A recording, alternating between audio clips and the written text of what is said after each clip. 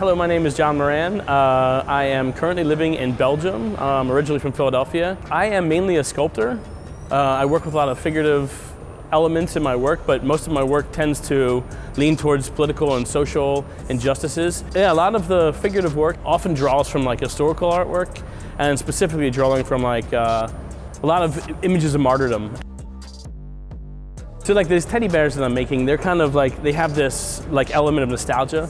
So like I had a teddy bear growing up, and I think a lot of people had a teddy bear growing up. So there's this kind of element of like a personal nostalgia that's linked to them. But I also kind of find it funny that like the history of the teddy bear comes from Teddy Roosevelt, so there's this kind of weird political link to it. And in the teddy bears that I've kind of been putting together, they're like discarded. So they're really meant to look like as if they were thrown away or dropped as a child, like grew up and forgot about them. Kind of looking inward at ourselves and thinking about how we as artists or how we as people see ourselves and our past and everything.